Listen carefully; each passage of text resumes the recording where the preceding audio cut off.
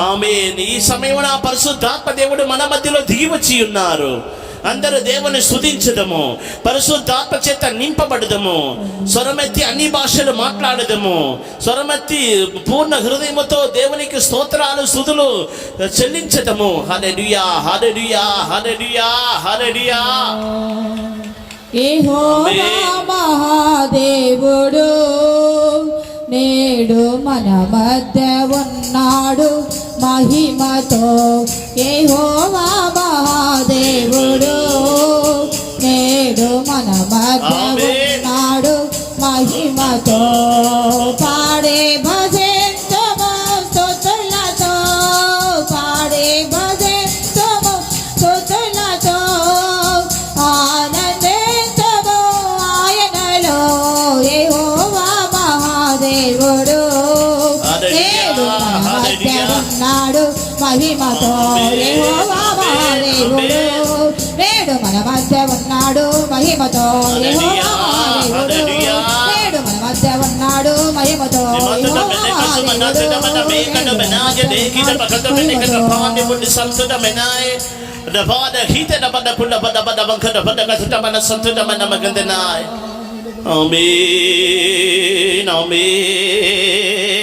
నిమతడ మెనకసు మనాదిడ మన మేకడ మెనాయ లేఖిడ బకత మెనకడ పాని వడి సంతుడ మెనాయ. హల్లెలూయా హల్లెలూయా హల్లెలూయా. ఆమేన్. స్తోత్రం స్తోత్రం స్తోత్రం స్తోత్రం స్తోత్రం స్తోత్రం. ఆకాశము కింద ఈ భూమి మీద నజరేయుడైన యేసుక్రీస్తు నామమే తప్ప మరొక నామం అనుగ్రహింపబడి ఉండలేదు. నజరేయుడైన యేసుక్రీస్తు నామమున స్వస్థత, నజరేయుడైన యేసుక్రీస్తు నామమున విడుదల, నజరేయుడైన యేసుక్రీస్తు నామమున రక్షణ, నజరేయుడైన యేసుక్రీస్తు నామమున పాప క్షమాపణ. ఆమేన్. ఆకాశము కింద ఈ భూమి మీద మనుషులు రక్షింపబడి నిమిత్తమై, పరలోక రాజ్యమునకు చేరు నిమిత్తమై, పాప క్షమాపణ నిమిత్తమై యేసు ప్రభువు యొక్క నామమే తప్ప మరొక నామం అనుగ్రహింపబడి ఉండలేదు. అందరూ ఆ యేసు నామమును గట్టిగా ఉచ్చరించండి. నజరేయుడైన యేసు నామమును విశ్వాసముతో ఉచ్చరించండి. హల్లెలూయా.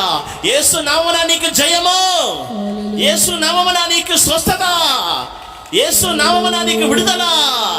హల్లెలూయా హల్లెలూయా హల్లెలూయా హల్లెలూయా. యేసు నామము దివ్యమేగా, యేసు నామము శక్తి గలదే, యేసు నామము దివ్యమేగా, యేసు నామము శక్తి గలదే.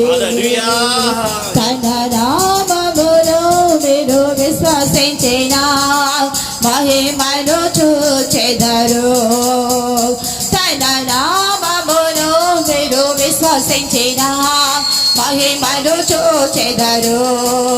తన నామములో మీరు విశ్వసించిన మహిమను చూచెదరు. తన నామములో మీరు విశ్వసించిన మహిమను చూచెదరు.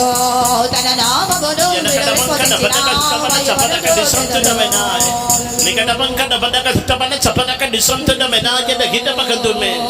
నిమతడ మెనకసు మనాదిడ మన మేకడ మెనాయ లేఖిడ బకత మెనకడ పాని వడి సంతుడ మెనాయ. హల్లెలూయా హల్లెలూయా హల్లెలూయా.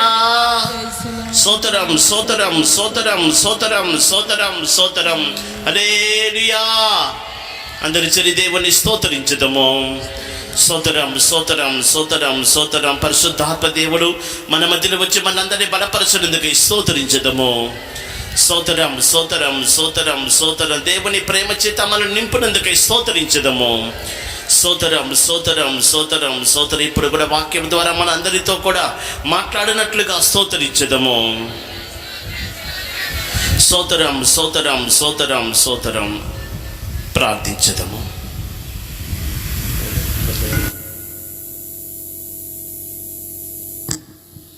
కృపాసత సంపూర్ణమైన మా ద్వితీయ సతదేవా మీకు స్తోత్రం ప్రభా.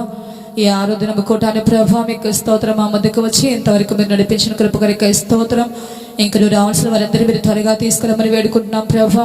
పాటలు మీరు ఆస్వాదించిన కృప కొరకై స్తోత్రం.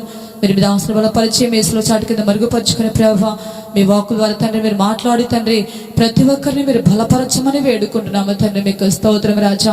మీ వాక్యము వెల్లడగడుతోనే ప్రభావ మీకు స్తోత్రం వెలుగు కలిగిన చెప్పిన వాక్యానుసారముగా తండ్రి మీ వాక్యం వెల్లడగుతుండగా ప్రభావ ప్రజలందరికీ వెలుగులు కలుగ చేయమని వేడుకుంటున్నాం. ప్రతి ఒక్కరి హృదయాలను తెరవండి, ప్రతి ఒక్కరి మనోనేత్రాలు వెలిగించమని వేడుకుంటున్నాం.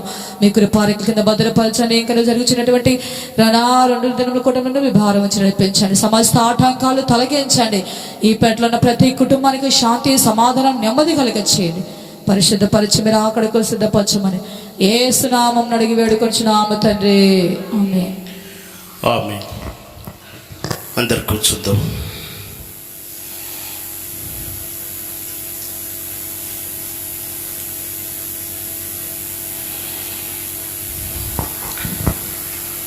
దేవునికి అది పరిశుద్ధ నామానికి మహిమ కలుగును గాక. గత 5 దినములు జరిగినటువంటి కూటములను ప్రభు ఎంతగానో ఆశీర్వదించి ఉన్నాడు. పరలోక రాజ్యపు యొక్క మర్మములను మనకు బయలుపరచుచున్నాడు. ఇజ్రాయేలు జనుల జీవితంలో జరిగిన ప్రతి సంభవములు దృష్టాంతముగా వారికి సంభవించి ఉన్నవి. ఈ యుగాంతములను మనకైతే బుద్ధి కలుగుటకై వాక్యములు రాయబడి ఉన్నవి. వాక్యములు ఉన్నటువంటి గూఢమైన సత్యములను, ఉపదేశములను గ్రహించుకునే నిమిత్తమై పరిశుద్ధాత్మ దేవుడు మన మనోనేతరమును తెరచునుగాక. హల్లెలూయా.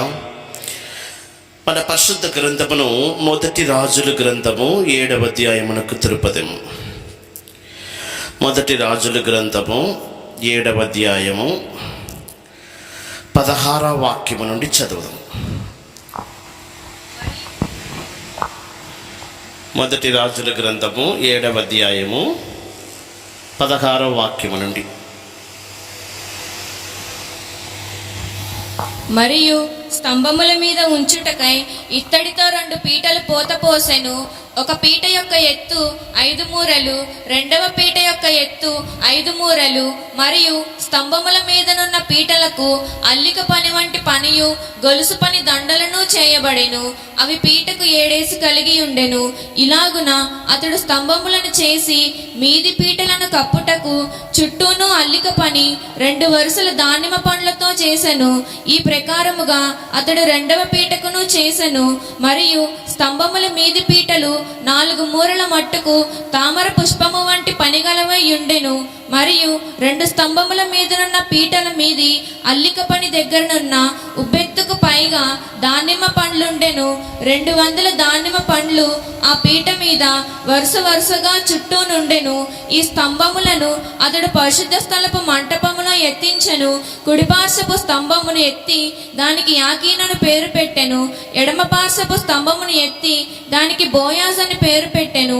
ఈ స్తంభముల మీద తామర పుష్పముల వంటి పని ఉండెను. ఇలాగున స్తంభముల యొక్క పని సమాప్తమాయెను.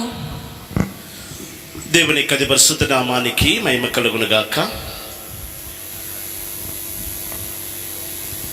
ఈ దినములలో సొలొమోను మందిరము ముందు నిలబెట్టబడినటువంటి 2 స్తంభముల గురించిన ఉపదేశములను తెలుసుకుని ఉన్నాం.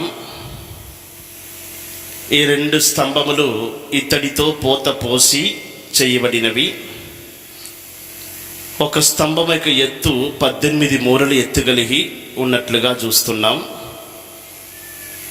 ఈ స్తంభముల యొక్క దళసరి 4 వ్రేళ్ళు. అవి లోపట భాగములో అవి గుళ్ళది అని చూస్తున్నాం. దీని గురించిన ఉపదేశము ఏమిటనియో అన్ని మనం వివరంగా గత దినముల్లో వాక్యములు తెలుసుకుని ఉన్నాం. ఇప్పుడైతే ఈ స్తంభముల మీద ఎత్తబడినటువంటి ఈ పీటను గురించిన ఉపదేశమును తెలుసుకునబోతున్నాం. అందరు గట్టి ఒక హల్లెలూయా చెప్పండి. ఈ స్తంభము మీద ఎత్తబడి ఉన్నటువంటి ఈ పీటను ఈ చిత్రపటంలో ప్రత్యేకంగా మీకు చూపించి ఉన్నాం. స్తంభముల మీద ఎత్తబడినటువంటి పీటను గురించినటువంటి చిత్రపటము.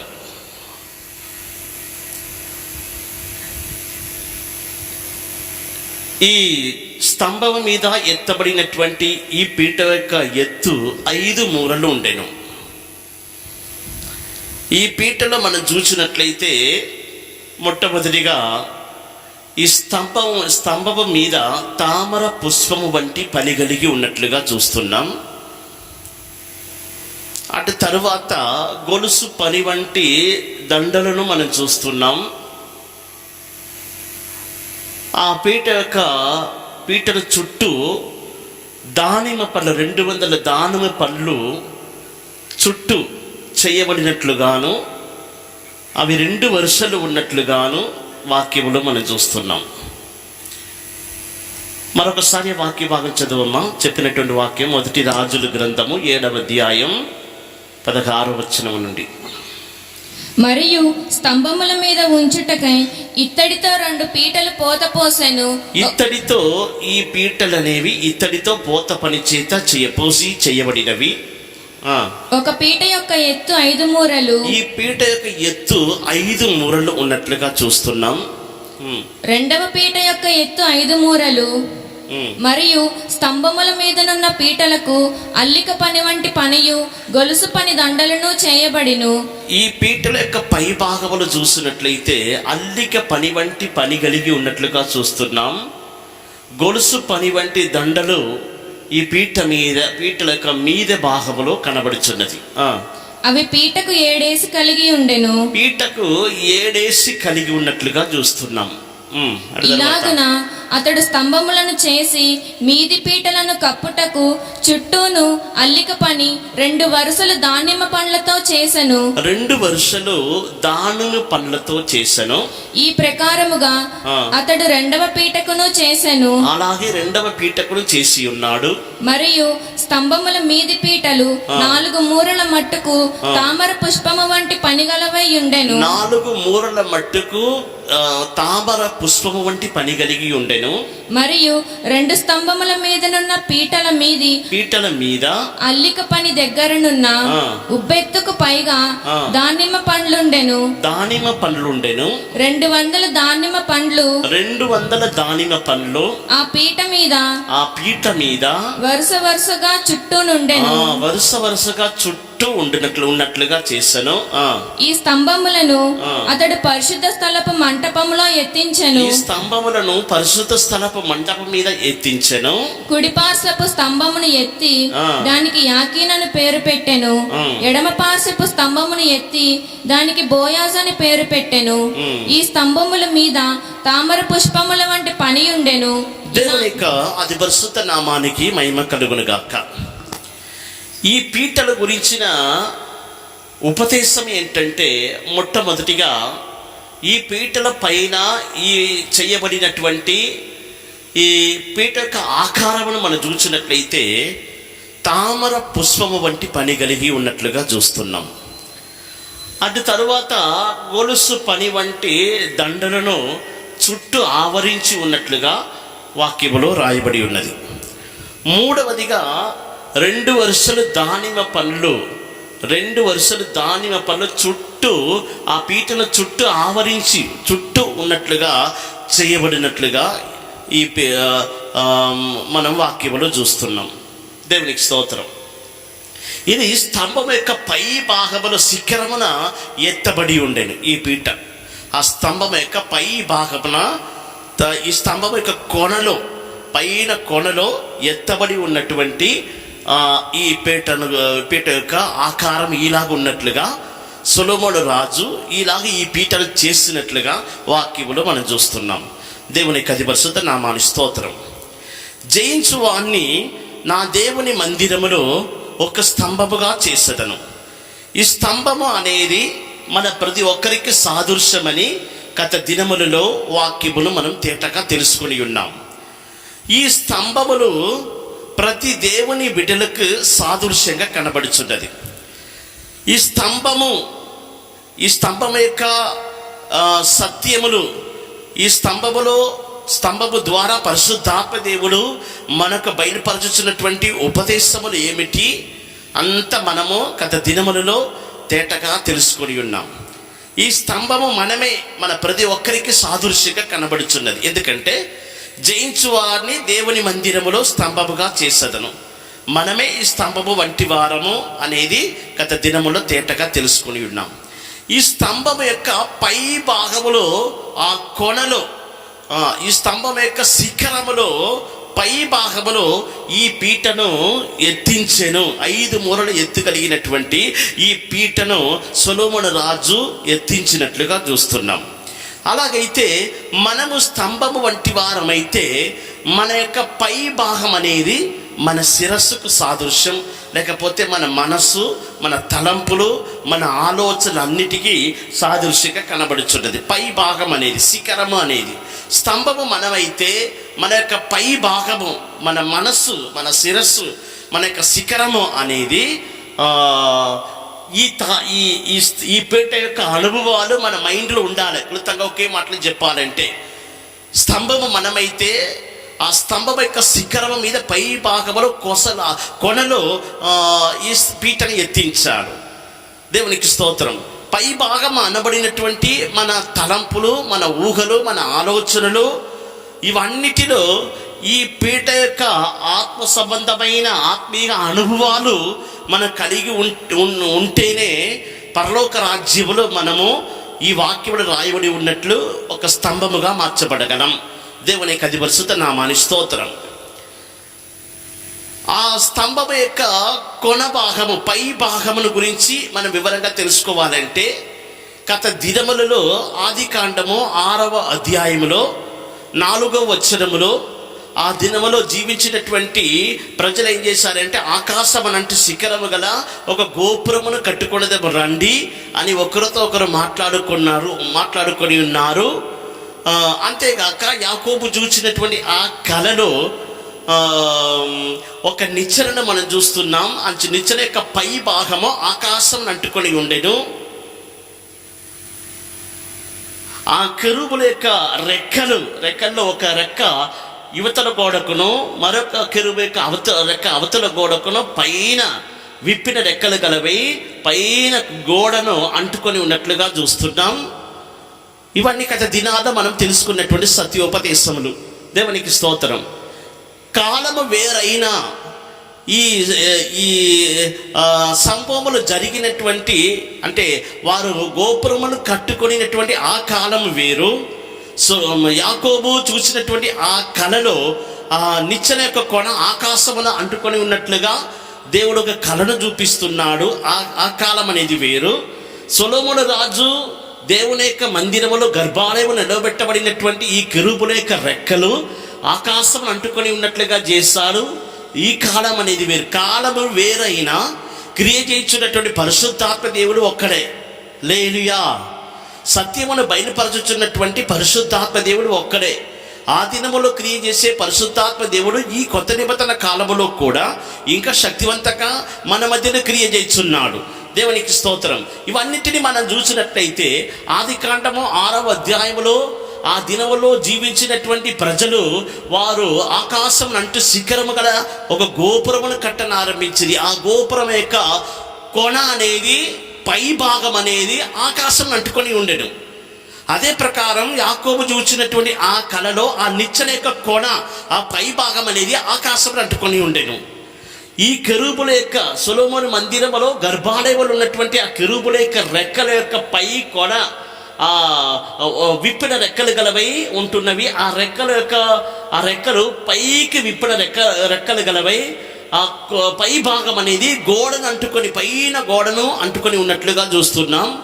అదే ప్రకారం ఈ స్తంభమును మనం చూసినట్లయితే ఈ స్తంభము మీద భాగములో పై శిఖరమున ఏం చేస్తున్నాడంటే ఆ స్తంభముల యొక్క కొనలో ఈ పీటను చేయించినట్లుగా వాక్యములు మనం చూస్తున్నాం. మనము ఈ స్తంభము వంటి వారమైతే, మనము దేవుని యొక్క మందిరములో స్తంభముగా నిలబడాలంటే మనము స్తంభము వంటి వారము. మన పై భాగం అనేది మన మనస్సు. అందుకే ఆ పై భాగము అని అన్నప్పుడల్లా మన మనస్సు, మన శిరస్సే పై భాగంగా కనబడుచున్నది.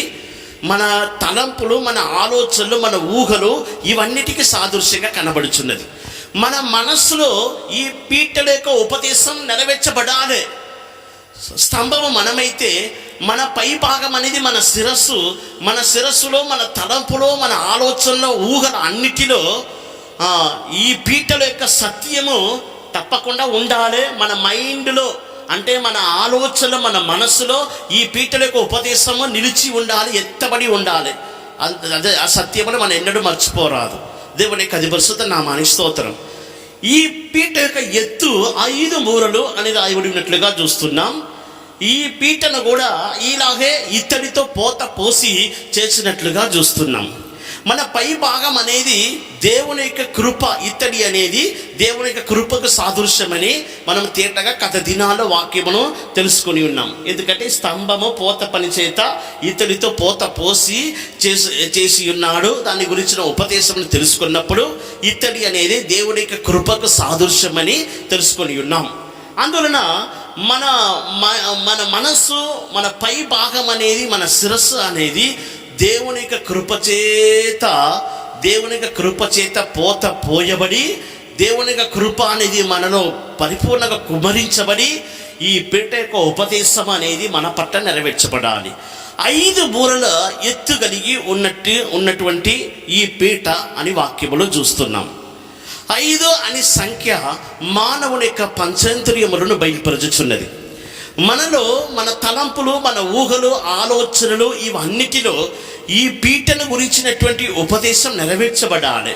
ఈ పీటను గురించిన ప్రకటన మనం కలిగి ఉండాలి. క్లుప్తంగా ఒకే మాటలు చెప్పాలంటే ఈ పీటను గురించిన ప్రకటన మన మనసులో, మన పై భాగంలో ఎల్లప్పుడూ ఉండాలి. దాన్ని తీసివేయరాదు, మర్చిపోరాదు. ఈ పీటను గురించిన ఉపదేశం 5 మూరల ఎత్తు కలిగినటువంటి ఈ పీట అనేది మానవుని యొక్క పంచేంద్రియములను బయలుపరచుచున్నది. దేవుని యొక్క పరిశుద్ధ నామానికి స్తోత్రం. ఈ పీట యొక్క రూపమును మనం చూసినట్లయితే తామర పుష్పము వంటి పని కలిగి ఉన్నట్లుగా చూస్తున్నాం. తామర పుష్పము వంటి పని కలిగి ఉన్నవి. తామర పుష్పము వంటి పని కలిగి ఉండుట అనేది ఏమిటి? మన పరిశుద్ధ గ్రంథమును హోషేయ గ్రంథమునకు తిరుపునప్పుడు హోషేయ గ్రంథము 14వ అధ్యాయం 6వ వాక్యం. అతని కొమ్మలు విశాలముగా పెరుగును, ఒలీవ చెట్టునకు కలిగినంత సౌందర్యం అతనికి కలుగును, లెబానోనుకున్నంత సువాసన అతనికి ఉండును. అతని నీడయందు నివసించువారు మరలి వత్తురు, ధాన్యము వలె వారు తిరిగి మొలుతురు, ద్రాక్ష చెట్టు వలె వారు వికసింతురు, లెబానోను ద్రాక్షారసము వాసన వలె వారు పరిమళింతురు. ఎఫ్రాయిము బొమ్మలతో నాకిక నిమిత్తమేమి, నేనే ఆలకించుచున్నాను. 5వ వాక్యం. చెట్టునకు మంచు ఉన్నట్లు నేను అతని కుందును, తామర పుష్పము పెరుగునట్లు అతడు అభివృద్ధి నందును. హల్లెలూయా. సొలొమోను రాజు స్తంభములను నిలబెట్టి ఆ పీటలో తామర పుష్పం వంటి పని కలిగి ఉన్నట్లుగా ఆ పీటను చేస్తున్నాడు. హోషేయ గ్రంథము 14వ అధ్యాయం 5వ వాక్యములు ఏమని చదువుతున్నాం? నేను ఇజ్రాయేలుకు మంచు వలె ఉందును, అతను తామర పుష్పము అభివృద్ధి చెందినట్లుగా అతను అభివృద్ధి చెందును. తామర పుష్పం వలె అతని యొక్క జీవితం ఉండును, అతని యొక్క అభివృద్ధి ఉండును, అతని యొక్క ఆకారము, అతని యొక్క రూపము చూసినట్లయితే తామర పుష్పం వలె ఉండునని ఇజ్రాయేలు దేవుడు ఆశీర్వదించుచున్నాడు. దేవుని యొక్క పరిశుద్ధ నామానికి స్తోత్రం. ప్రియమైన దేవుని బిడ్డలారా, మన మనసు ఎల్లప్పుడూ తామర పుష్పము వంటి పని కలిగి ఉండవలను. మనము స్తంభం మీద ఎత్తబడినటువంటి ఈ పీట యొక్క అనుభవాలు ఎన్నో ఉన్నాయి. క్లుప్తంగా ఒకే మాటలో చెప్పాలంటే తామర పుష్పము వంటి పని కలిగి ఉన్నటువంటి ఒక జీవితము మన మనసులో, మన తలంపులు, మన ఊహలో ఉండాలి. దేవుని యొక్క పరిశుద్ధ నామానికి స్తోత్రం.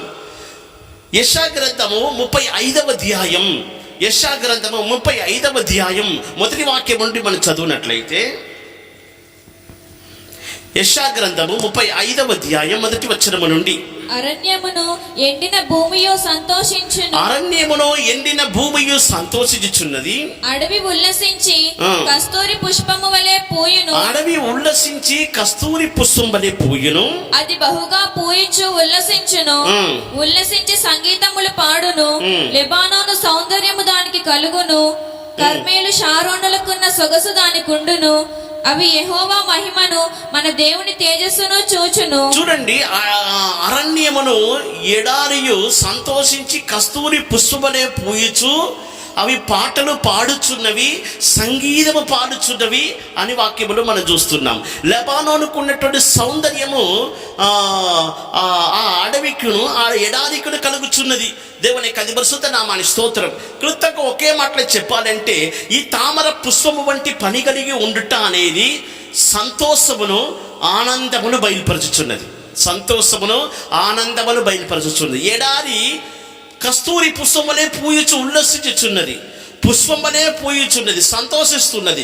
వికర్షించుట అనేది పుష్పము అనేది సంతోషమును ఆనందమును బయలుపరచుచున్నది. దేవునికి స్తోత్రం. మనము సొలొమోను రాజు కట్టినటువంటి మందిరమును మనం చూసినట్లయితే ఆ మందిరపు లోపట భాగములో అన్నిటిలో తామర పుష్పము వంటి వికర్షించిన పుష్పము వంటి పని కలిగి ఉన్నట్లుగా చూస్తున్నాం. మొదటి రాజుల గ్రంథము 6వ అధ్యాయం 29వ వచనం.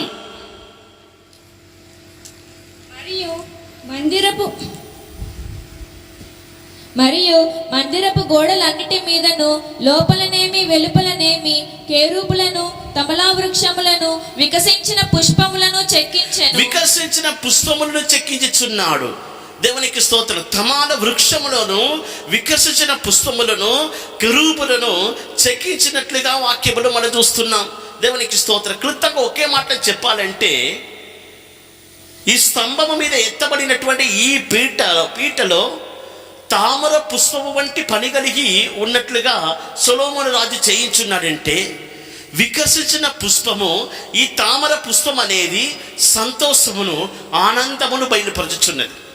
ఈ భూమి మీద జీవించుచున్నవారు అంటే ఈ భూమి మీద జీవించుచున్నటువంటి దేవుని బిడ్డలు ఎల్లప్పుడూ తమ మనస్సులో, తమ హృదయంలో, తమ ఆలోచనలు అన్నిటిలో దేవుని యందు వికసించిన పుష్పం వలె, తామర పుష్పం వలె పూయించి ఉల్లసించాలి. తామర పుష్పానికి ఉన్నటువంటి ఆ సొగుసు, ఆ సౌందర్యము ఇజ్రాయేలుకు కలుగును అని చెప్పుచున్నాడు. ఆ తామర పుష్పానికి ఉన్నటువంటి ఆశీర్వాదం ఏంటంటే అభివృద్ధి. హోషేయ గ్రంథము 14వ అధ్యాయం 5వ వచనం మరొకసారి చదువు. తామర పుష్పం వలె అతడు అభివృద్ధి నొందును. చదువు. తామర పుష్పము పెరుగునట్లు, తామర పుష్పం పెరుగునట్లు అతడు అభివృద్ధి నొందును. అతడు అభివృద్ధి నొందును. పెరుగుట, విస్తరించుట, అభివృద్ధి నొందుట, ఇవన్నిటికీ ఈ తామర పుష్పం అనేది సాదృశ్యంగా కనబడుచున్నది. దేవునికి పరిశుద్ధ నామాని స్తోత్రం. ఈ భూమి మీద మనము జీవించుచున్న కాలంలో దేవుడు మనకు అనుగ్రహించినటువంటి పరిశుద్ధాత్మలో మనం సంతోషించాలి. ఎల్లప్పుడూ మన జీవితము వికసించిన పుష్పం వలె ఉండాలి. అంతేగాక మనము దేవుని యొక్క సన్నిధానంలో అభివృద్ధి పొందాలి, పెరగాలి. పెరుగుచు అభివృద్ధి నొందేవారుగా కనబడుచుండాలి. దేవుని యొక్క పరిశుద్ధ నామాని స్తోత్రం. ఈ వికసించినటువంటి తామర పుష్పం వంటి పని కలిగి ఎవరు జీవితంలో పరిశుద్ధాత్మ యందలి ఆనందం ఉంటున్నదో, పరిశుద్ధాత్మ యందలి సంతోషం ఉంటున్నదో వారే ఈ పీట యొక్క ఆశీర్వాదం తమ జీవితంలో పొందుకొనగలరు. దేవునికి స్తోత్రం.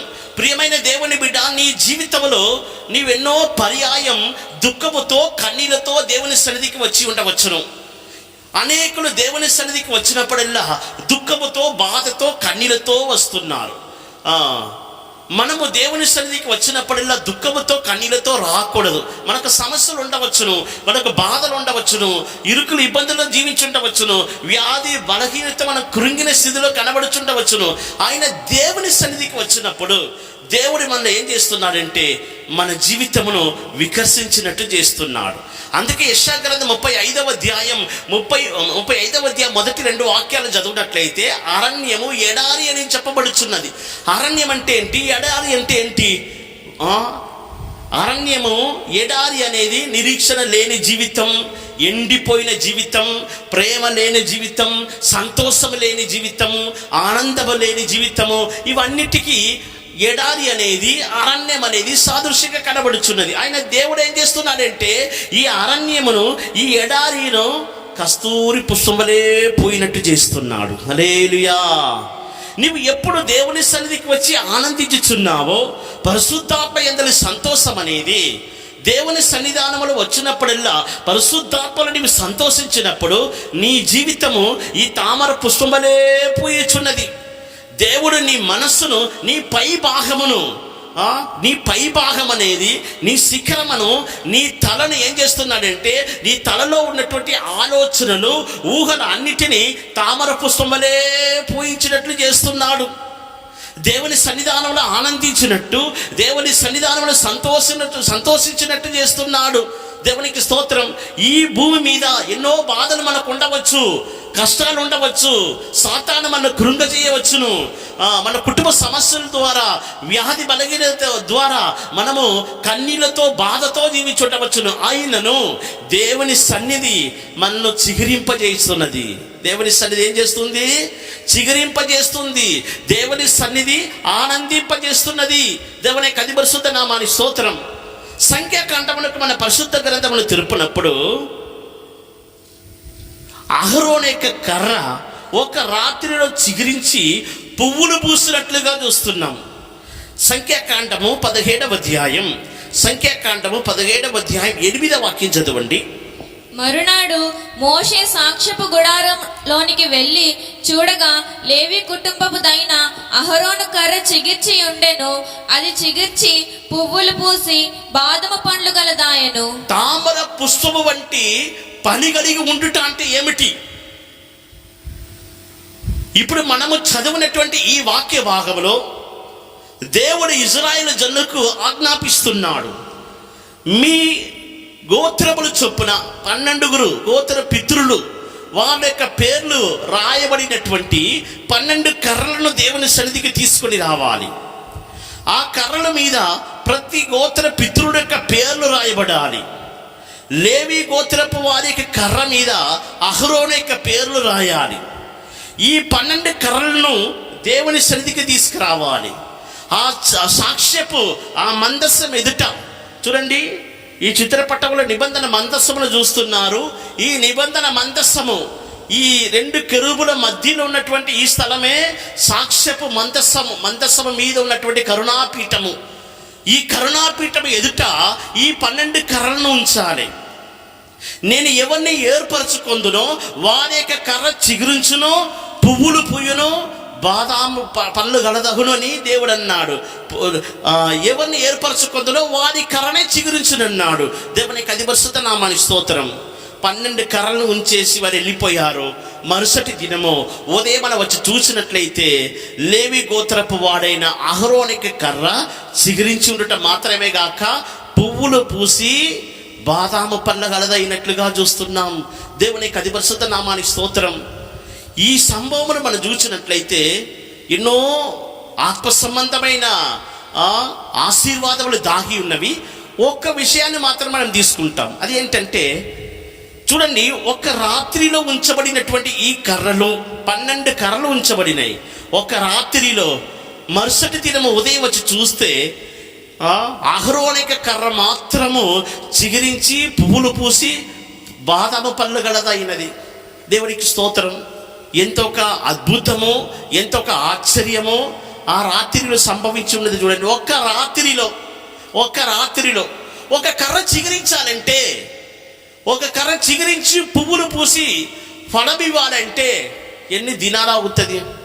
ఒక కర్ర చిగురించాలంటే ఆ కర్రని తీసుకొచ్చి మనము మట్టిలో నాటాలి, దాని చుట్టూ నీళ్లు పోయాలి, ఎరువు వేయాలి. ఇవన్నీ చేసిన తర్వాత సూర్యుని యొక్క వెలుగు కర్ర మీద, దాని మీద ప్రకాశించాలి. ఆ కర్ర ఎదిగి ఆ కర్ర పువ్వులు పూసి ఫలం ఇవ్వాలంటే ఎన్నో సంవత్సరాలు కావాలి. అవునా కాదా? హల్లెలూయా. ఎన్నో సంవత్సరాలు కావాలి.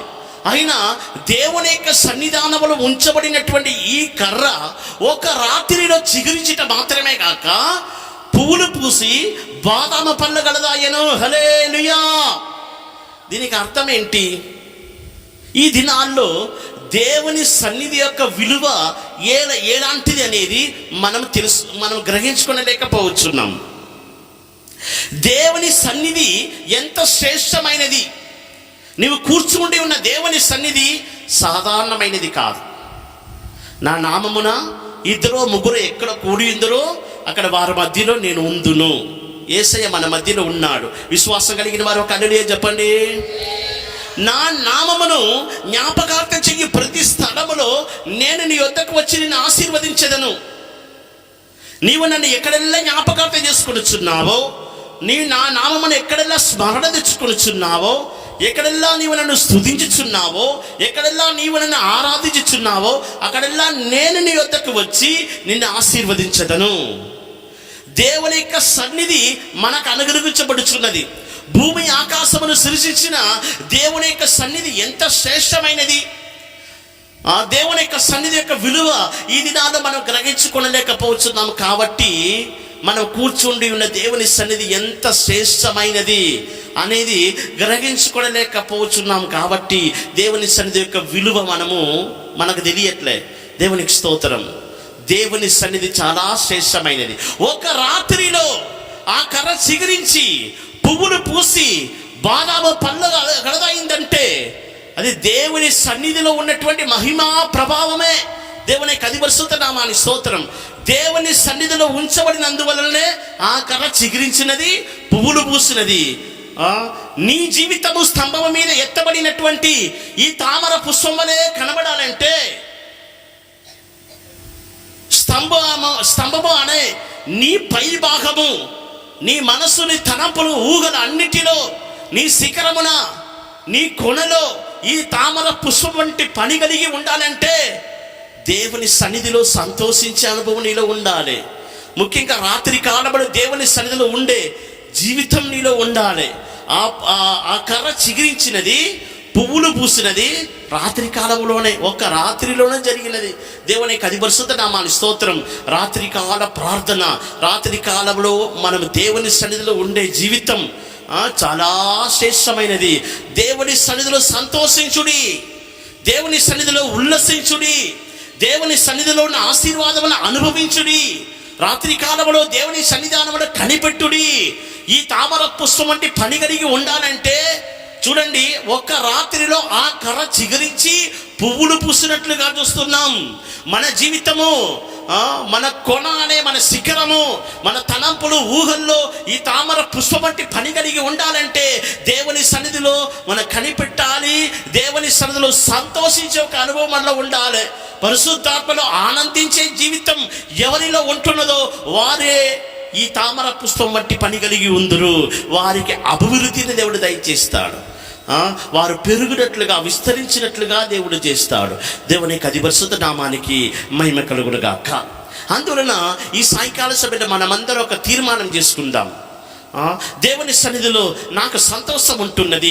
దేవుని సన్నిధికి వచ్చినప్పుడల్లా నేను పెరిగి విస్తరించి నేను అభివృద్ధి చెందినట్లుగా నేను దేవుని సన్నిధిలో పుష్పం వలె, కస్తూరి పుష్పం వలె పూయించి ఆ అహరోడు కర్ర చిగురించినట్లుగా నేను పువ్వులు పూసి సంతోషించే ఒక అనుభవం నాలో ఉండాలి అని ఎంతమంది వాంఛిస్తున్నారో పరిశుద్ధాత్మ దేవుడు మీకు సహాయం చేస్తున్నాడు. గట్టి ఒక హల్లెలూయా చెప్పండి. దేవుని కదిపరిశుద్ధ నామానికి మహిమ కలుగునుగాక. మొదటి రాజుల గ్రంథము 7వ అధ్యాయం 17వ వచనం చదువుదాము. మరియు స్తంభముల మీదనున్న పీటలకు అల్లిక పని వంటి పనియు గొలుసు పని దండలను చేయబడెను. అవి పీటకు 7 ఏసి కలిగి ఉండెను. గొలుసు పని దండలు చేయబడి ఉన్నవి. రెండవదిగా మనం చూసినట్లయితే మొట్టమొదటిగా తామర పుష్పం వంటి పని కలిగి ఉండెను. రెండవదిగా గొలుసు పని దండలను చేయించను. గొలుసు పని చేయించాడు. సొలొమోను రాజు దేవుని యొద్ద నుండి జ్ఞానం పొందుకునేటువంటి ఒక రాజు. పాత నిబంధన కాలములో అక్షర ప్రకారమైన రీతిగా దేవునికి ఒక మహిమగల మందిరమును కట్టించినటువంటి ఒక రాజు. దేవునికి మందిరం కట్టించి ఆ మందిరం యొక్క ముందు భాగంలో మంటపం మీద, స్తంభముల మీద ఎత్తించినటువంటి ఈ పీటలో గొలుసు పని దండలను చేయించాడు. గొలుసు పని దండలు. మరొకసారి వాక్య భాగం మాత్రం చదువమ్మా. మరియు స్తంభముల మీదనున్న పీటలకు అల్లిక పని వంటి పనియు గొలుసు పని దండలను చేయబడెను. గొలుసు పని దండలను చేయించెను. గొలుసు పని ఎందుకు గొలుసు పని దండలను చేయించాడు? గొలుసు పని దండలను ఎందుకు చేయించాడు? ఇప్పుడు ఒక గొలుసు తీసుకోనండి, సంగిల్ అంటే గొలుసు. ఆ గొలుసును మీరు చూసినట్లయితే ఒక గొలుసు ఎలాగ తయారు చేయబడుతుంది?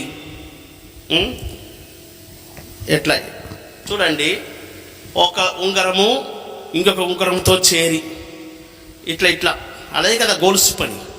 గొలుసు పని అని ఏంటి? గొలుసును మనం గమనించి చూస్తే ఒక ఉంగరము ఇంకొక ఉంగరముతో చేరి ఉంటుంది. ఒక ఉంగరము ఇంకొక ఉంగరము రౌండ్గా గుండ్రంగా ఉన్నటువంటి ఉంగరం ఏం చేస్తుంది? ఇంకొక ఉంగరముతో అలా చేరి ఉంటుంది. ఇలాగ చేరి చేరి చేరి చేరి ఉంటుంది, మన గొలుసు అంటాం. అవునా కాదా? చెప్పేది మీకు అర్థమవుతుందా?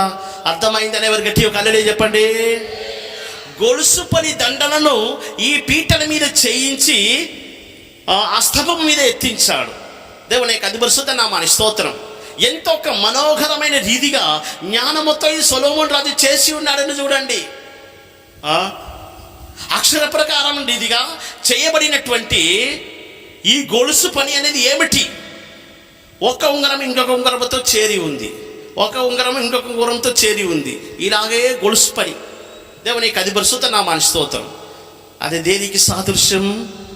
ఒక ఉంగరం ఇంకొక ఉంగరంతో చేరి ఉంది, ఇంకొక ఉంగరం ఇంకొక ఉంగరంతో చేరి ఉంది. ఇలాగే చేరి చేరి ఉంటే ఏమవుతుంది? ఒక గొలుసు తయారు చేయబడుతుంది. దీనికి అర్థం ఏమిటి? మీరే చెప్పాలి, గట్టిగా చెప్పాలి. ఐక్యత. ఐక్యత. ఒకరితో చేరి ఉందా లేదా? ఒక గొలుసు ఒక ఉంగరము ఇంకొక ఉంగరముతో చేరి ఉంది, ఒక ఉంగరము ఇంకొక ఉంగరముతో చేరి ఉంది. అలాగే ఆ గొలుసు పని దండలు ఆ పీటలను చుట్టూ చేయబడి ఉన్నట్లుగా చూస్తున్నాం. గట్టి ఒక హల్లెలూయా చెప్పండి. ఒకదానితో ఒకటి ఐక్యత, ఒకదానితో ఒకటి చేరి ఉంటుంది. ఏక రీతిగా ఎలాగుంటున్నవి? ఒకే విధంగా ఏకరీతిగా ఒక ఉంగరం ఇంకొక ఉంగరంతో, ఒక ఉంగరం ఇంకొక ఉంగరంతో అలాగే చేరి చేరి చేర్చి గొలుసు అనేది తయారు చేయబడినది. ఆ గొలుసు పనితో చేయబడినటువంటి ఆ దండలను ఈ పీటల మీద సొలొమోను రాజు చేసి ఎత్తించినట్లుగా చూస్తున్నాం. దేవునికి అతి పరిశుద్ధ నామానికి స్తోత్రం. క్లుప్తంగా ఒకే మాటలు చెప్పాలంటే అది ఐక్యత, ఏక మనసు, ఐక్యత. ఇవన్నిటికీ సాదృశ్యంగా కనబడుచున్నది. ఏక మనసు, ఐక్యత, ఏక తాత్పర్యము, ఒకటే, మేము ఒక్కటే, మేమందరం చేరి ఉన్నాము అనేది బయలుపరుస్తుంది. దేవునికి అతి పరిశుద్ధ నామానికి స్తోత్రం. ఆత్మ ఒకటే. పరిశుద్ధాత్మ దేవుడు సెలవిచ్చుచున్నాడు, ఆత్మ ఒకటే. చదవండి, 1 కొరింథీయులకు రాసిన పత్రికలో మనం చూస్తున్నాం. అన్నీ ఒకటే, బాప్తిసం ఒకటే, ఆత్మ ఒకటే. 1 కొరింథీయులకు రాసిన పత్రిక 12వ అధ్యాయం 4వ వచనం నుండి. 1 కొరింథీయులకు రాసిన పత్రిక 12వ అధ్యాయం 4వ వచనం నుండి. కృపావరములు నానా విధములుగా ఉన్నవి గాని, కృపావరములు నానా విధములుగా ఉన్నవి కానీ ఆత్మ ఒక్కడే. ఆత్మ ఒక్కడే. మరియు పరిచర్యలు నానా విధములుగా ఉన్నవి గాని, పరిచర్యలు నానా విధముగా ఉన్నవి కానీ ప్రభువు ఒక్కడే. ప్రభువు ఒక్కడే. నానా విధములైన కార్యములు కలవు గాని, నానా విధములైనటువంటి కార్యములు కలవు కానీ అందరిలోను అన్నిటినీ జరిగించు దేవుడు ఒక్కడే. అన్నిటినీ జరిగించు దేవుడు ఒక్కడే. అయినను అందరి ప్రయోజనము కొరకు ప్రతివానికి ఆత్మ ప్రత్యక్షత అనుగ్రహింపబడుచున్నది. బాప్తిసం ఒకటే, కృప ఒకటే, సేవ ఒకటే, పరిచర్య ఒకటే, అంతా ఒకటే.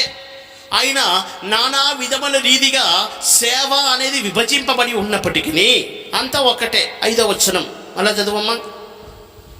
మరియు పరిచర్యలు నానా విధములుగా ఉంటున్నవి కానీ ప్రభువు ఒక్కడే. సేవ ఒక్కటే. దేవునికి అతి పరిశుద్ధ నామానికి స్తోత్రం. అన్నీ ఒకటే. ఏక మనస్సు, ఏక తాత్పర్యము ఎక్కడ ఉంటున్నదో అక్కడ పరిశుద్ధాత్మ దేవుడు ఉన్నాడు. ఏక మనస్సు, ఏక హృదయం ఎక్కడ ఉంటున్నదో అక్కడ పరిశుద్ధాత్మ దేవుడు ఉన్నాడు. ఎఫెసీయులకు రాసిన పత్రిక 4వ అధ్యాయంలో మనం చదివినట్లయితే, ఎఫెసీయులకు రాసిన పత్రిక క్షమించండి 2వ అధ్యాయము, ఎఫెసీయులకు రాసిన పత్రిక 2వ అధ్యాయం 22వ వచనము. ఆయనలో మీరు కూడా ఆత్మ మూలముగా దేవునికి నివాస స్థలమై యుండుటకు కట్టబడుచున్నారు. 18వ వచనం. ఆయన ద్వారానే మనము ఉభయులము ఒక్క ఆత్మయందు ఒకే ఆత్మయందు తండ్రి సన్నిధికి చేరగలిగి ఉన్నాము. చూడండి, మనమందరము ఒకే ఆత్మ ద్వారా తండ్రి సన్నిధికి చేరగలిగి ఉన్నాం. ఒకే ఆత్మ ద్వారా మనమందరము దేవుని యొక్క ఆలయముగాను దేవుని యొక్క మందిరముగాను కట్టబడుచున్నాం. ఈ గొలుసు పని అనేది ఏక మనసును ఏక తాత్పర్యమును బయలుపరచుచున్నది. ఆది అపోస్తల కాలములో చూసినట్లయితే వారందరూ ఏక మనస్సు కలిగి ఏక హృదయులై వారు ప్రార్థన చేస్తూ ఉన్నట్లుగా రొట్టె విరుచుట యందును ప్రార్థన చేయుట యందును వారు ఎడతెగక ఉండిరి. ఆది అపోస్తల కాలములో మనం చూసినట్లయితే అపోస్తల కార్యములు 2వ అధ్యాయం 42వ వాక్యం నుండి మనం చదివినట్లయితే, వీరు అపోస్తుల బోధ యందును సహవాసమందును రొట్టె విరుచుట యందును ప్రార్థన చేయుట యందును ఎడతెగక యుండిరి. 46వ వాక్యం, మరియు వారు ఏక మనస్కులై ప్రతిదినము దేవాలయములో తప్పక కూడుకొనుచు ఇంటింటా రొట్టె విరుచుచు దేవుని స్తుతించుచు ప్రజలందరి వలన దయ పొందిన వారై ఆనందముతోను నిష్కపటమైన హృదయముతోను ఆహారము పుచ్చుకొనుచుండిరి. మరియు ప్రభు రక్షణ పొందుచున్న వారిని ఈ అనుభవములు ఎవరి జీవితంలో ఉంటున్నాయో వారి యొక్క జీవితంలో ఈ గొలుసు పని దండలు అనే ఈ వాక్యము నెరవేర్చబడుచున్నది. గొలుసు పని దండలు ఆ పీటల మీద సొలొమోను రాజు చేసి ఎక్కించినట్లుగా చూస్తున్నాం. ఈ గొలుసు పని అనేది ఏక మనసును ఏక తాత్పర్యమును బయలుపరచుచున్నది. ఒకరితో ఒకరు చేరి ఉన్నటువంటి అనుభవం. దేవుని యొక్క పరిశుద్ధ నామానికి స్తోత్రం. ప్రియమైన దేవుని బిడ్డ, నీ జీవితంలో నీ మనసు ఒకరితో ఒకరు కలిసిపోవాలి. ఇతర విశ్వాసులతో నీ మనసు కలిసిపోవాలి. దైవ సేవకులతో నీ మనసు కలిసిపోవాలి.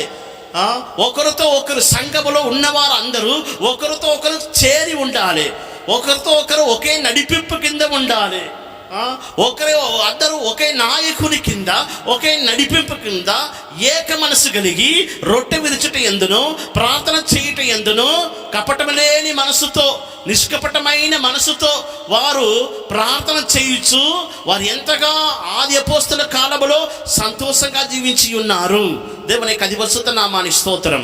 అందువలన ఎవరి జీవితంలో ఏక మనసు ఉంటుందో, ఒకే ఆత్మ ద్వారా పరిశుద్ధుల యొక్క సహవాసములో పరిశుద్ధుల యొక్క సంఘములో కట్టబడుచున్నారో వారి యొక్క జీవితంలో ఈ గొలుసు పని అనేది చేయబడుచున్నది.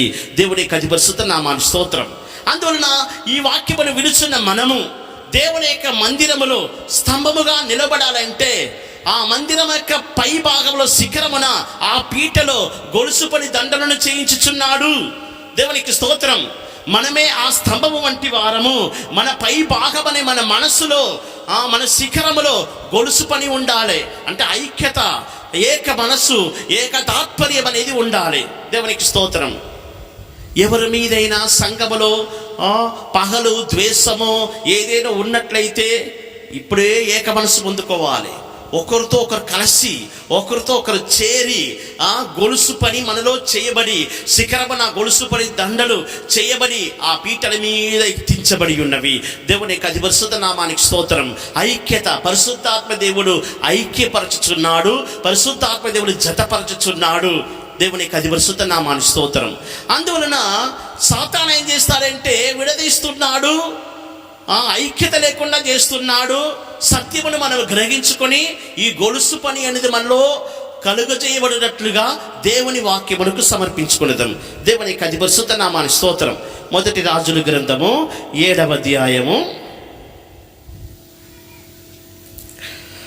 16వ వచనం. మరియు స్తంభముల మీద ఉంచుటకై ఇత్తడితో 2 పీటలు పోతపోసెను. ఒక పీట యొక్క ఎత్తు 5 మూరలు. 18 చదవమ్మా.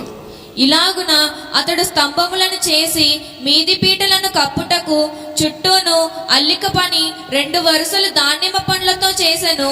ఈ చూడండి, అటు తరువాత మనం ఏమని చదువుతున్నాం, పీటలు మీద 2 వరుసలు దానిమ్మ పండ్లు ఉన్నట్టు చేశాడు. 2 వరుసలు దానిమ్మ పండ్లు ఉన్నట్టు చేశాడు చుట్టూ. ఈ చిత్రపటములు గమనించి చూడండి. 2 వరుసలు దానిమ్మ పండ్లు ఉన్నట్టు చేశాడు. దేవునికి స్తోత్రం. అదే మొదటి రాజుల గ్రంథము 7వ అధ్యాయం 20వ వచనం చదువమ్మా. మరియు అతడు 2 స్తంభముల మీదనున్న పీటల మీద అల్లిక పని దగ్గరనున్న ఉప్పెత్తుకు పైగా దానిమ్మ పండ్లుండెను 200 దానిమ్మ పండ్లు. ఒక స్తంభముల మీద 200 దానిమ్మ పండ్లు, పీటల మీద 200 దానిమ్మ పండ్లు. ఆ పీట మీద వరుస వరుసగా చుట్టూ నుండెను.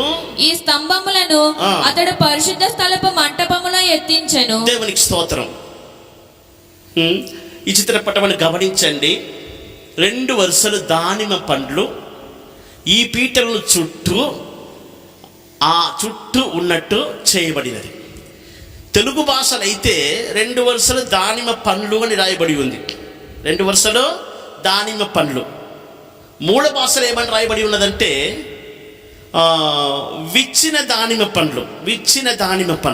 అంటే దానిమ్మ పండ్లు అదే పగలగొడితే అది విడదీయకుండా మంచిగా పండిన దానిమ్మ పండ్లను పగలగొడితే అది పగలగొట్టబడినటువంటి విచ్చిన దానిమ్మ పండ్లు వలె మూల భాషలో రాయబడి ఉన్నది. దానిమ్మ పండ్లు కాదు కానీ విచ్చిన దానిమ్మ పండ్ల యొక్క ఆకారములు. 200 దానిమ్మ పండ్లు, విచ్చిన దానిమ్మ పండ్ల యొక్క ఆకారములు ఎన్ని ఉన్నాయంటే 200 ఉన్నట్లుగా ఆ పీటలు చుట్టూ ఆవరించి ఉన్నట్లుగా చేయించాడు.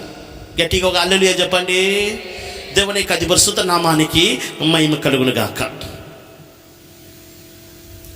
ఎవరు దేవుని యొక్క మందిరములో స్తంభము మీద ఎత్తబడగలరు?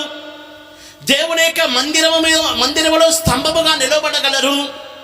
ఈ స్తంభము మీద ఎత్తబడినటువంటి ఈ పీటల యొక్క ఆత్మీయ అనుభవం పొంది ఉండాలని ఎంతమంది వాంఛిస్తున్నారు? అవి తామర పుష్పం వంటి పని కలిగి ఉండెను. గొలుసు పని దండలు చేయబడి ఉన్నవి. 200 విచ్చిన దానిమ్మ పండ్ల యొక్క ఆకారములు ఈ పీటను చుట్టూ చేయబడి ఉన్నట్లుగా పరిశుద్ధ గ్రంథములో వాక్యం రాయబడి ఉన్నది. సొలొమోను రాజు ఏ జ్ఞానముతో దీన్ని చేస్తాడు? జ్ఞానము కలిగినటువంటి ఒక రాజు స్తంభముల మీద విచ్చిన దానిమ్మ పండ్ల యొక్క ఆకారములు 200 దానిమ్మ పండ్ల చుట్టూ ఆ పీటల మీద కనబడినట్లుగా జ్ఞానముతో చేసి ఉన్నాడు. దేవుని యొక్క అతి పరిశుద్ధ నామానికి మహిమ కలుగును గాక. ఈ విచ్చిన దానిమ్మ పండ్లు దేనికి సాదృశ్యంగా కనబడుచున్నది? ఒకటి. రెండవదిగా ఆ దానిమ్మ పండ్లకు లెక్క రాయబడి 200 దానిమ్మ పండ్లు. అవి 2 వరుసలుగా చేయబడినట్లుగా చూస్తున్నాం. మొట్టమొదటిగా ఈ విచ్చిన దానిమ్మ పండ్లు అంటే ఏమిటి అనేది మనం తెలుసుకుందాం. మన పరిశుద్ధ గ్రంథమును పరమగీతమునకు తిరుపునట్లయితే పరమగీతము 6వ అధ్యాయం 7వ వచనం. పరమగీతము 6వ అధ్యాయం 7వ వచనం. నీ ముసుకు గుండా నీ కణతలు విచ్చిన దాడిమ ఫలము వలె అగపడుచున్నవి. పరమగీతము 4వ అధ్యాయం 3వ వాక్యం. నీ పెదవులు ఎరుపు నూలును పోలి ఉన్నవి. నీ నోరు సుందరము. నీ ముసుకు గుండా నీ కణతలు విచ్చిన దాడిమ ఫలము వలె నగపడుచున్నవి. నీ ముసుకు గుండా నీ కణతలు విచ్చిన దానిమ్మ ఫలం వలె అగపడుచున్నది. గట్టి ఒక హల్లెలూయా చెప్పండి. ఈ పరమగీతం అంతా మనం చూసినట్లయితే పెళ్లి కుమార్తెకును మధ్యలో ఉన్నటువంటి ప్రేమ బంధమును గురించి వర్ణించబడి ఉన్నది. మహిమగల సంఘమైన మనము, ఈ కొత్త నిబంధన కాల సంఘమైన మనము పెళ్లి కుమార్తెగా పోల్చబడి ఉన్నాం. ఒక పెళ్లి కుమార్తెకు ఒక స్త్రీకి పోల్చబడి ఉన్నాం. మన ప్రభువైన యేసుక్రీస్తు పెళ్లి కుమారుడుగాను వరుడుగాను కనబడుచున్నాడు. మన పెళ్లి కుమారుడైన యేసయ్య తన సంఘమును గురించి ఏమని వర్ణించుచున్నాడంటే, నా పెళ్లి కుమార్తె, నా సంగమా, నీ ముసుగుకుండా నీ కణతలు విచ్చిన దానిమ్మ ఫలం వలె అగపడుచున్నది. హల్లెలూయా. దేవుని యొక్క అతి పరిశుద్ధ నామానికి మహిమ కలుగును గాక. సొలొమోను రాజు దేవుని మందిరమును నిలబెట్టినటువంటి ఈ స్తంభముల మీద ఉన్నటువంటి పీటలో విచ్చిన దానిమ్మ పండ్ల యొక్క ఆకారములు 200 దానిమ్మ పండ్లు 2 వరుసలుగా చేయబడినట్లుగా చూస్తున్నాం. నీ ముసుగుకుండా నీ కణతలు విచ్చిన దానిమ ఫలమలే అగపడుచున్నది. దేవుని 10 నామానికి స్తోత్రం. ముసుగు అని అన్నప్పుడు కొరింథీయులకు రాసిన పత్రికలో పౌలు ఏం చేస్తున్నాడంటే, ప్రార్థన చేసినప్పుడు తప్పకుండా స్త్రీ ముసుగు వేసుకునేవలను. మొదటి కొరింథీయులకు రాసిన పత్రిక 11వ అధ్యాయం 5వ వచనం.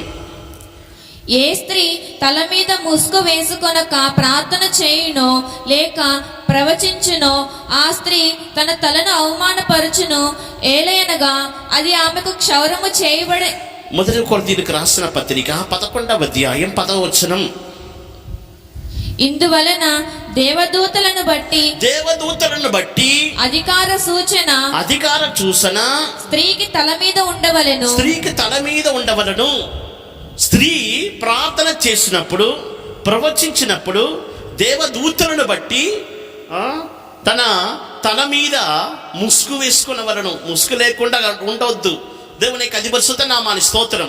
ఎప్పుడెల్లా స్త్రీ ప్రార్థన చేయుచున్నదో, ఎప్పుడెల్లా స్త్రీ ప్రవచించుచున్నదో అప్పుడెల్లా తప్పకుండా తల మీద ముసుకుండాలి. దేవునికి స్తోత్రం.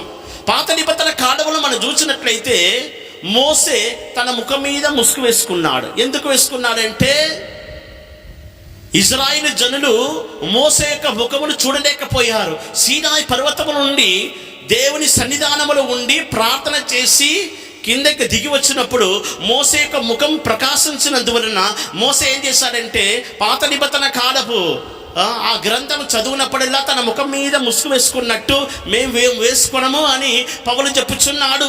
దేవునికి స్తోత్రం. తన ముఖం మీద ముసుగు వేసుకున్నాడు. ఆ మహిమను ఇజ్రాయేలు జనులు చూడలేకపోయారు. ఆ ప్రభావమును ఇజ్రాయేల్ ప్రజలు చూడలేకపోయారు. దేవునికి 10 నామానికి స్తోత్రం. ముసుగు వేసుకున్నప్పుడు స్త్రీ మీద అధికార సూచన శిరస్సు మీద ఉండవలను.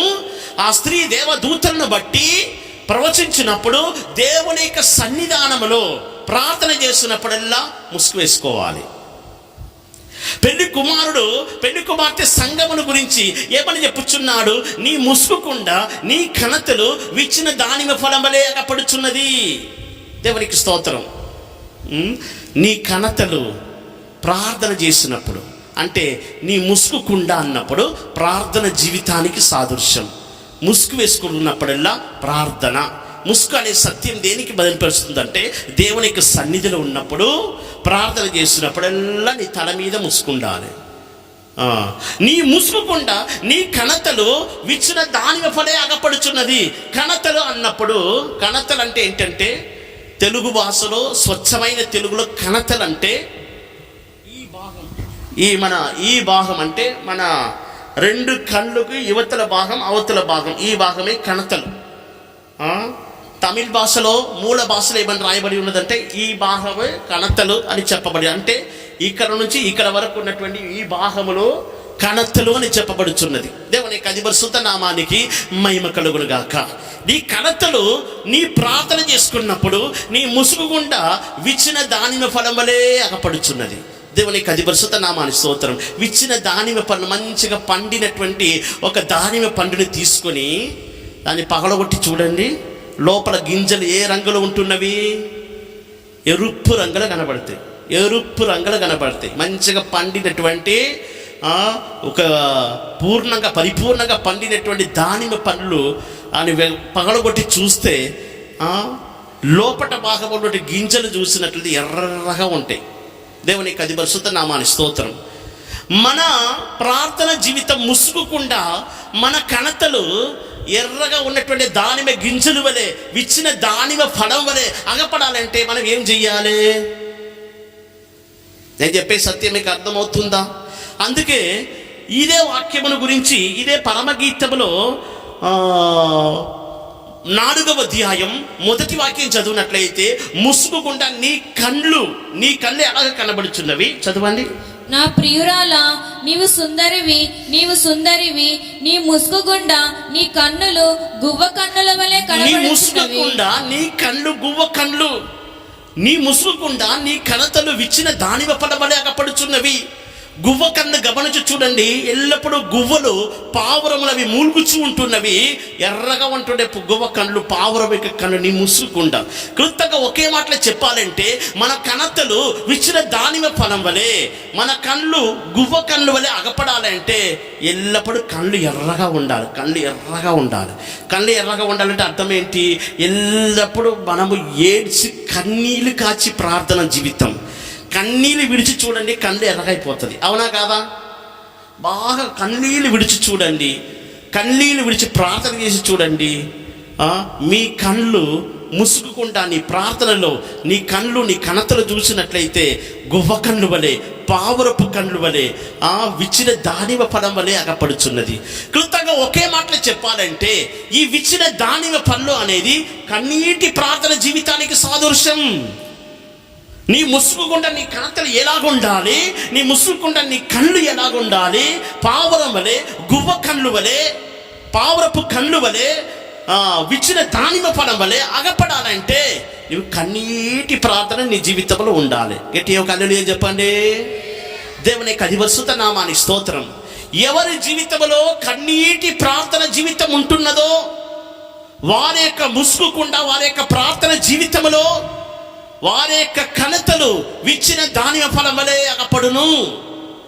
ఎవరి జీవితంలో కన్నీటి ప్రార్థన చేస్తున్నారో వారి యొక్క కళ్ళు ముసుగుకుండా ప్రార్థనలో వారి యొక్క కళ్ళు గువ్వ కళ్ళు వలె అగపడును. దేవుని యొక్క పరిశుద్ధ నామానికి స్తోత్రం. సొలొమోను రాజు పాత నిబంధన కాలములో ఒక మందిరమును కట్టించి ఆ స్తంభముల మీద ఎత్తించినటువంటి ఈ పీటలో విచ్చిన దానిమ్మ పళ్ళు యొక్క ఆకారం కనబడినట్లుగా చేశాడు. విచ్చిన దానిమ్మ పళ్ళు 200 ఉన్నట్లుగా, 2 వరుసలు ఉన్నట్లుగా ఆ పీటల మీద ఎత్తించాడంటే దానికి అర్థం ఏమిటి? నీ జీవితంలో ఎన్నో ఆత్మీయ అనుభవాలు ఉండవచ్చును. దేవునికి స్తోత్రం.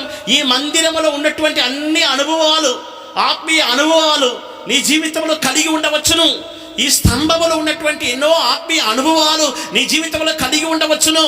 నీవు స్తంభం మీద ఎత్తబడాలంటే, స్తంభం మీద ఎత్తబడినటువంటి ఆ పీటలు ఒక ఆత్మీయ అనుభవాలు నీ జీవితంలో కలగాలంటే, ఒక ఉన్నతమైన స్థలములను ఎత్తబడాలంటే, శ్రేష్టమైన స్థలానికి నువ్వు ఎత్తబడాలంటే నీలో కన్నీటి ప్రార్థన ఉండాలి.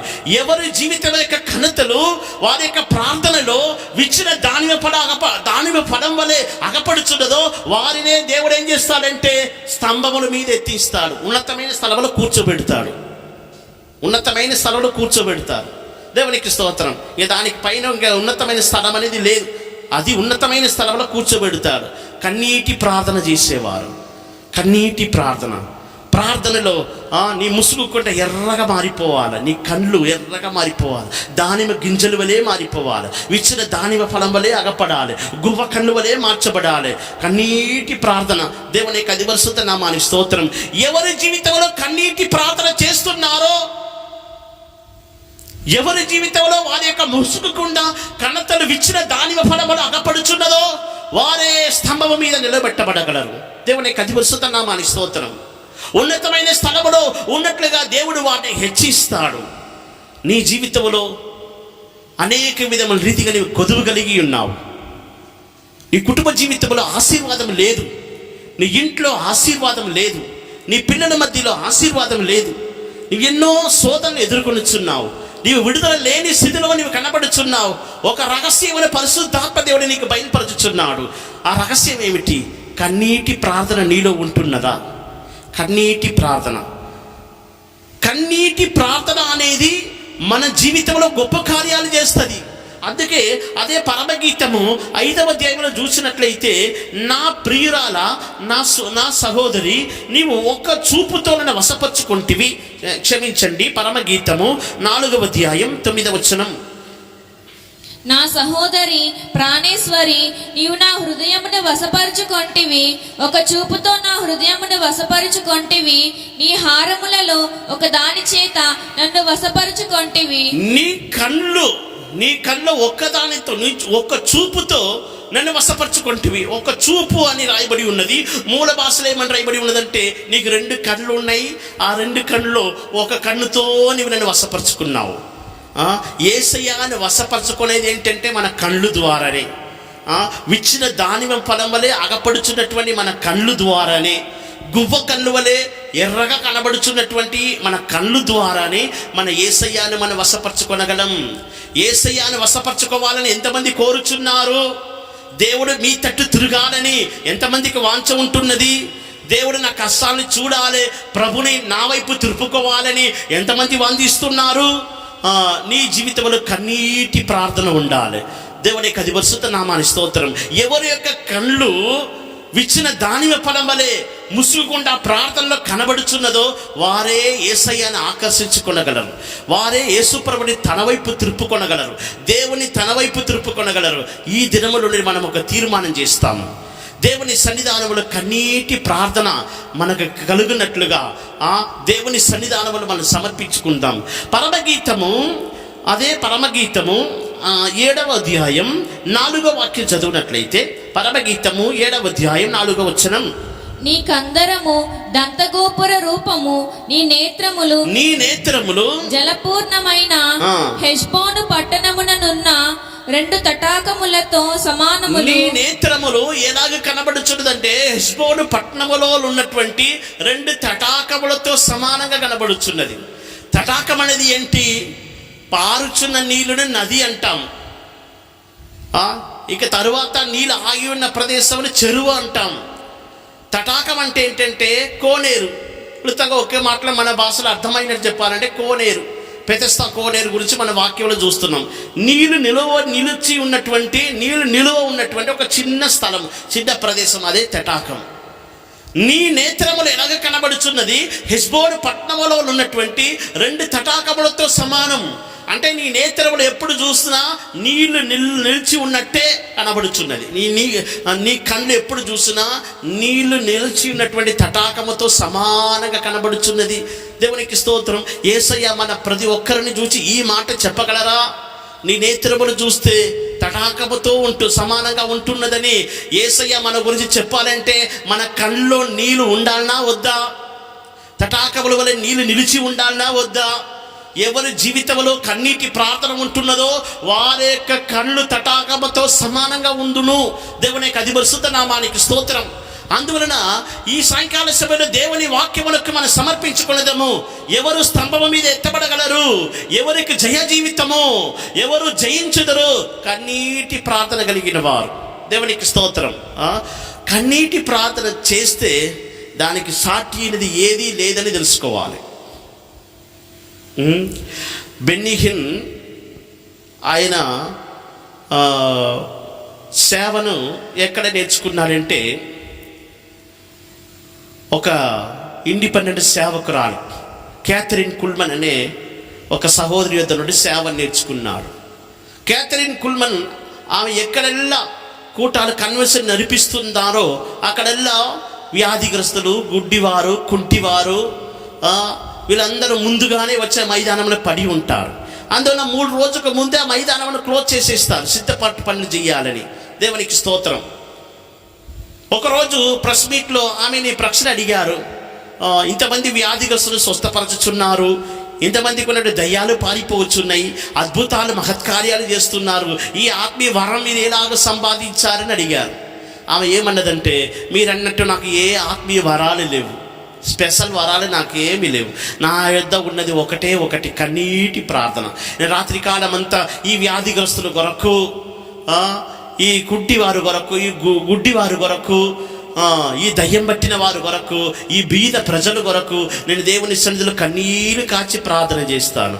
ఈ కన్నీటి ప్రార్థన ఈ అద్భుత కార్యములు చేస్తున్నది, ఈ మహత్కార్యములు చేస్తున్నది. హల్లెలూయా.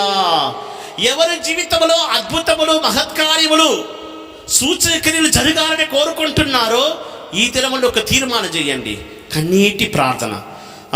కన్నీటి ప్రార్థన చేసి నీ ముసుగుకుండా నీ కణతలు విచ్చిన దానిమ్మ ఫలం వలె అగపడినట్లయితే నీవు స్తంభము మీద ఎత్తబడగలవు.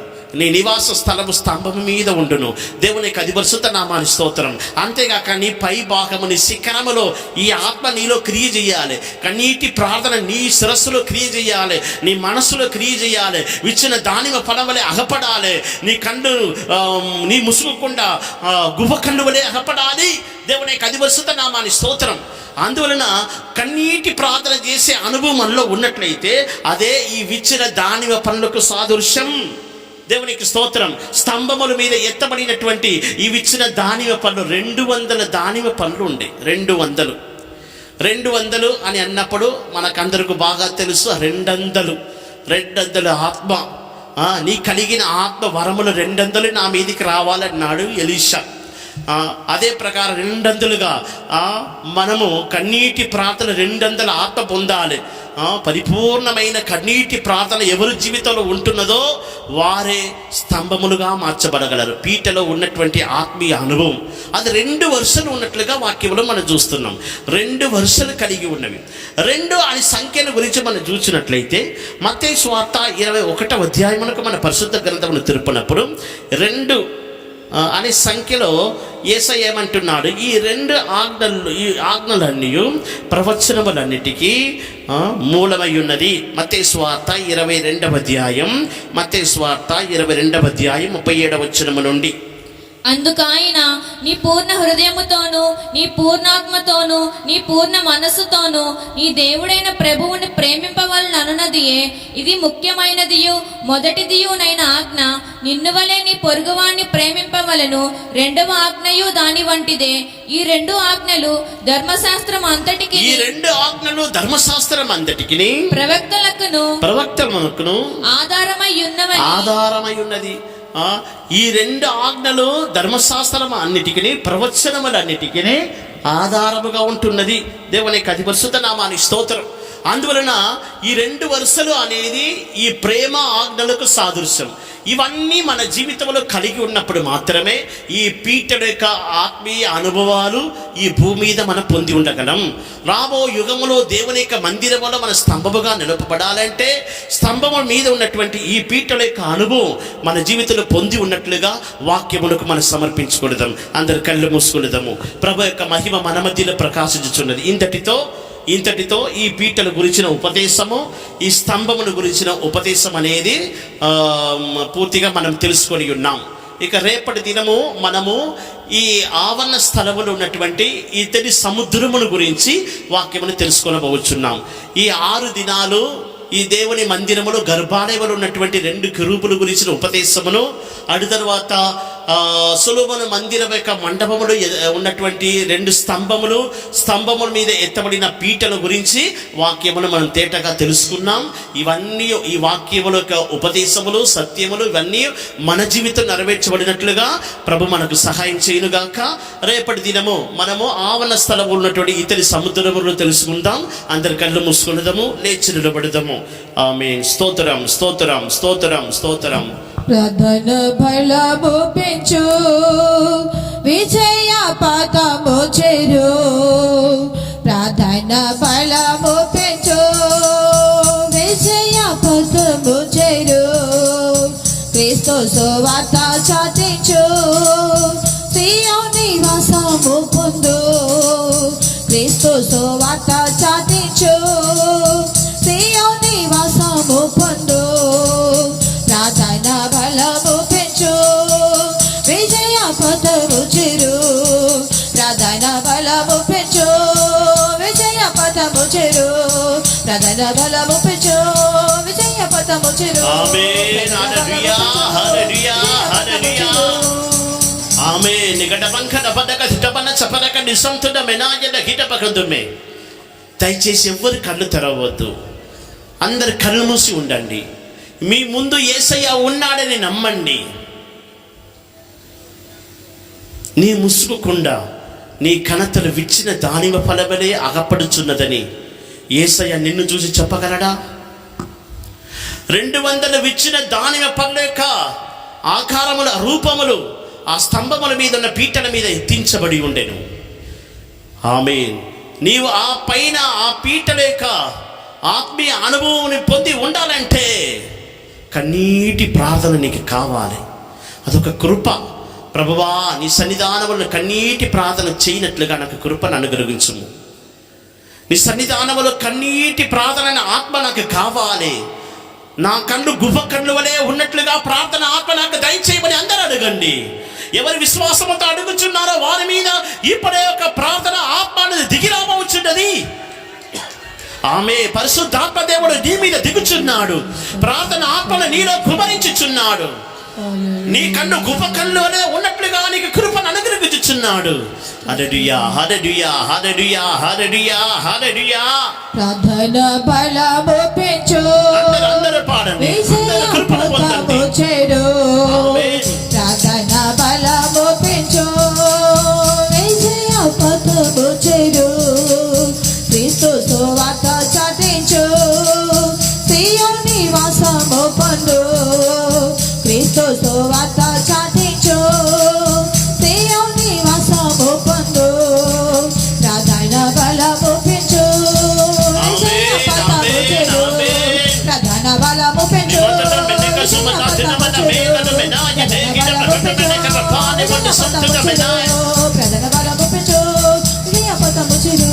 హల్లెలూయా. నిమతడ మెన్నకసు మన దినమన మేకడ మెనాయ్. హల్లెలూయా. స్తోత్రం, స్తోత్రం, స్తోత్రం, స్తోత్రం, స్తోత్రం. పరిశుద్ధాత్మ దేవుడు నిన్ను ముట్టుచున్నాడు. పరిశుద్ధాత్మ దేవుడు నిన్ను అభిషేకించుచున్నాడు. పరిశుద్ధాత్మ దేవుడు నీకు కృపను అనుగ్రహించుచున్నాడు. ప్రార్థన ఆత్మను అనుగ్రహించుచున్నాడు. కన్నీటి ప్రార్థన ఆత్మ ఇప్పుడే నీ మీద కుమరించబడుచున్నది. హల్లెలూయా, హల్లెలూయా. నీకు జయమును అనుగ్రహించుచున్నాడు. నిన్ను ఒక స్తంభముగా చేయుచున్నాడు. ఆమేన్, ఆమేన్, ఆమేన్. ప్రార్థించుచు కృపాసను యొద్దకు చేరేదను, కన్నీళ్లతో ప్రార్థించుచు కృపాసను యొద్దకు చేరేదను, కరములెత్తి నీ సన్నిధిలో, కరములెత్తి నీ సన్నిధిలో కుమారించుదా నా హృదయమును, కరములెత్తి నీ సన్నిధిలో, కరములెత్తి నీ సన్నిధిలో కుమారించుదా నా హృదయమును, కుమారించుదా నా హృదయమును, కుమారించుదా నా హృదయమును, కుమారించుదా నా హల్లెలూయా, హల్లెలూయా. ఆమేన్. నికట పంకట పదక చిట్టబల చపరక నిసంతద మెనాజె గిట పకందుమే. ఆమేన్, హల్లెలూయా. స్తోత్రం, స్తోత్రం, స్తోత్రం, స్తోత్రం. ఎవరి వాక్యమునకు సమర్పించుకొనుచున్నారు వారికి తప్పకుండా ఆశీర్వాదములు అనుగ్రహించబడును. విశ్వసించు వారు దేవుని యొక్క మహిమను చూచెదరు. నీవు విశ్వసించినట్లయితే ఇప్పుడే దేవుని యొక్క మహిమను చూడగలవు. నీవు విశ్వసించినట్లయితే ఇప్పుడే ప్రార్థన ఆత్మను పొందగలవు. హల్లెలూయా, హల్లెలూయా, హల్లెలూయా. దేవునికి కన్నీరును కానుకగా సమర్పించండి. కన్నీరు దేవుని సన్నిధానములో నీవు విడిచుచున్న కన్నీరు దేవుని యొక్క బుడ్డిలో ఉంచబడి ఉన్నవి. దేవుని యొక్క కవినిలో అవి కనబడుచున్నవి. హల్లెలూయా, హల్లెలూయా, హల్లెలూయా, హల్లెలూయా. స్తోత్రం, స్తోత్రం, స్తోత్రం, స్తోత్రం, స్తోత్రం, స్తోత్రం. హల్లెలూయా. అందరి చరి దేవుని స్తోత్రించదము. స్తోత్రం, స్తోత్రం, స్తోత్రం, స్తోత్రం. ప్రభు మనకు అనుగ్రహించిన ఆశీర్వాదముల కొరకై స్తోత్రించదము. స్తోత్రం, స్తోత్రం, స్తోత్రం, స్తోత్రం, స్తోత్రం. ప్రభు మనతో మాట్లాడిన వాక్యముల కొరకై స్తోత్రించదము. స్తోత్రం, స్తోత్ర. కన్నీటి ప్రార్థన ఆత్మ మనకు అనుగ్రహించినట్లుగా స్తోత్రించదము. స్తోత్రం, స్తోత్రం, స్తోత్రం. వాక్యమును విశ్వసించి వాక్యమును మన జీవితములో మనము అనుభవించుటకు, వాక్యమును గైకొనుటకు ప్రభు మన కృపను అనుగ్రహించినట్లుగా స్తోత్రించదము. స్తోత్రం, స్తోత్రం, స్తోత్రం, స్తోత్రం. వాక్యం మన పట్ల నెరవేర్చబడినట్లుగా స్తోత్రించదము. స్తోత్రం, స్తోత్రం, స్తోత్రం. మన యేసయ్య మన వరకు త్వరలో తిరిగి రానయ్యున్నాడు, అందుకే స్తోత్రించదము. స్తోత్రం, స్తోత్రం. రాకడ వరకు అంతని సిద్ధపరచినట్లుగా స్తోత్రించదము. స్తోత్రం, స్తోత్రం, స్తోత్రం. ప్రార్థించదము. కృపా సత్య సంపూర్ణ వేల బాధ్యత సతదేవా మీకు స్తుతులు స్తోత్రములు చెల్లించుకుంటున్నా ప్రభా. ఈ ఆరాధన కూటాన్ని ప్రభా మీరు భారం వహించి నడిపించిన కృప కొరకై స్తోత్రం. మీరు మీ దాసును బలపరిచి మీరు మాట్లాడిన వాకుల కొరకై మీకు స్తోత్రం ప్రభా. మరి స్తంభముల మీద ఉంచబడినటువంటి పీటల గురించి ప్రభా మీరు మాట్లాడిన వాకుల కొరకై స్తోత్రము ప్రభా.